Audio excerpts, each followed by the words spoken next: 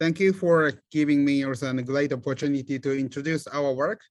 My title is that the human robotics, like that the last talk and Professor Burdet gave us that great book of the human robotics, but also like in 2006. Sorry to interrupt. I think your slide is not full screen. Oh, really? Oh yeah, can you, so if you can, we can see 2 slides basically. So. Oh, really? About that? Wait. So maybe I can change that. So like this. Yes. That's Okay. right. Yeah, perfect. Okay. Sorry. That okay. So this Suguru Ali Motors also said that, but Borser that the some of overlapping. Of course, that the lack of knowledge of everyday physics and the sophisticated interplays with the environment. So also in the human side, of course, that understanding of this biomechanics or that the neuromechanical controls, and those are the human robotics field. So I am trying to tackle with the problem of that what are the function of embodied intelligence with cyborg type of robot. So what we are working on this kind of exoskeleton robot for the patient with stroke, spinal cord injury, especially with the lower limbs and the whole body's movement. So the issue is that the robotic dynamics and also human sense of agency. Not only this kind of the wearable exoskeletons, but also these kind of prosthetics hand are the one of the issue of that research topic. So can you see the sound? Can you hear the sound? No. Oh. Now we can hear.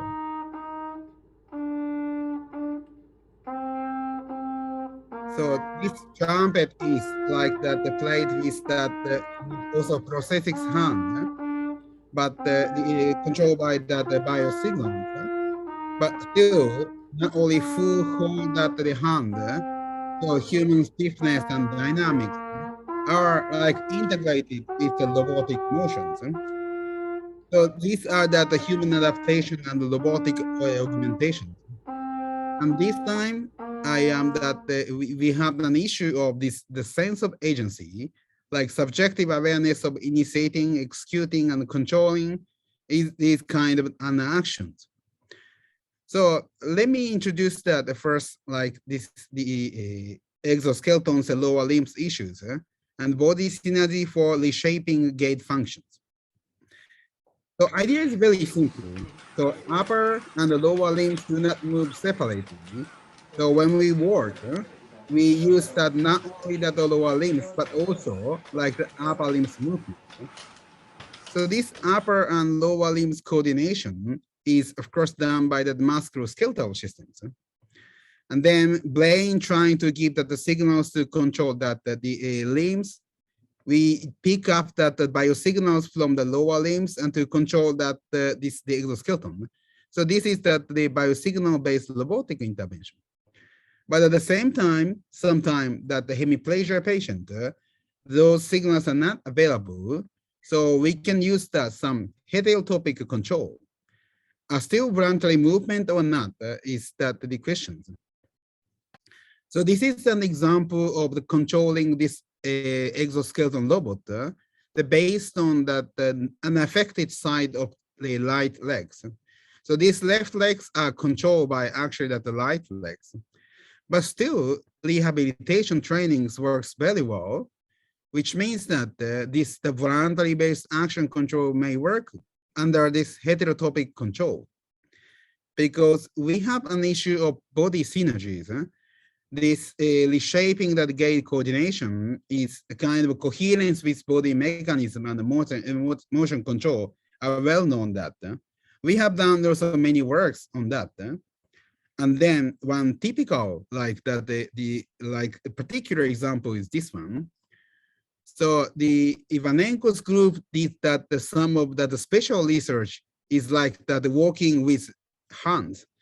So human gait with a different gravity, putting a treadmill on this kind of strange shape and asking him to walk by hand. But still those kind of that movement lower limb react like the gate patterns. So this means like that this biosignal-based robotic intervention, we can also extend about that even if upper limbs triggering control can work with that this kind of heterotopic and voluntary control of exoskeleton. So motor recovery is possible if even upper limb triggers the lower limb's motion.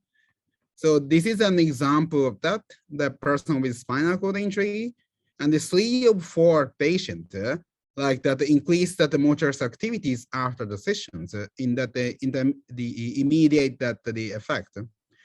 So these kind of things is still with that the robotic systems, we are actually trying to understand how that the humans react, how humans adapt. So at that time, the important things is this, that the sense of agency, because many of that the patients said that he or she works by himself. So like this one is still we are struggling to understand about that. Another project is the challenge to remove chair from the wheelchair.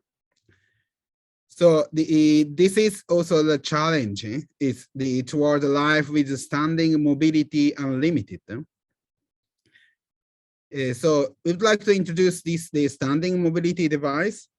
This can help that the stand up and sit down by his own voluntary upper body's motions without using any electrical motors.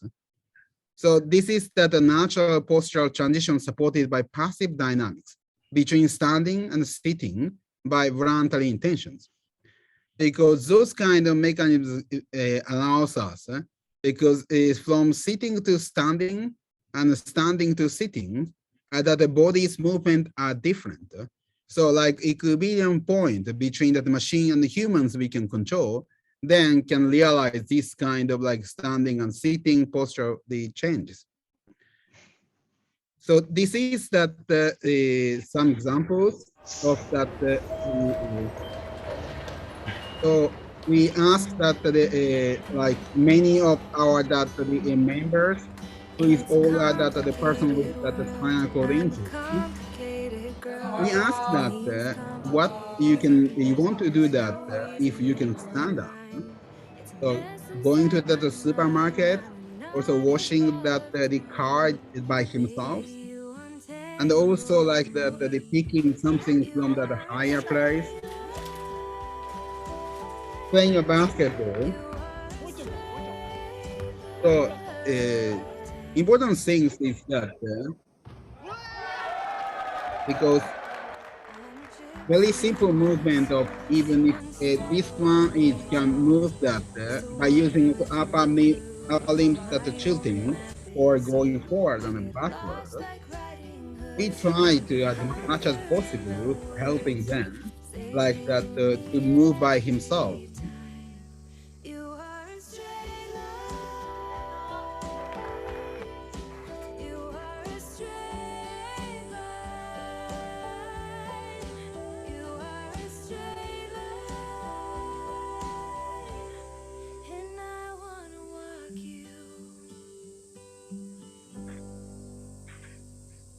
So like that, many of that the participants participated in these studies, but the very interesting things is most of that the person said that it can stand and sit down by himself.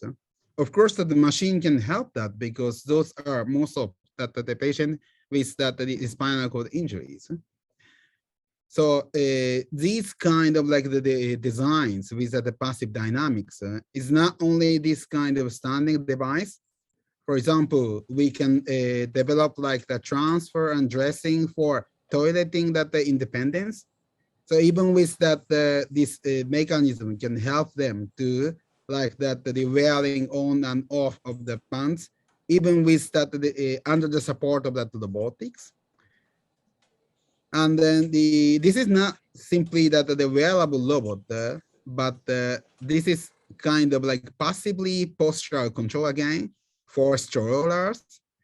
So just like natural movement, if you can design like this, so which is that we can keep that stability of the sitting postures by using the passive dynamics.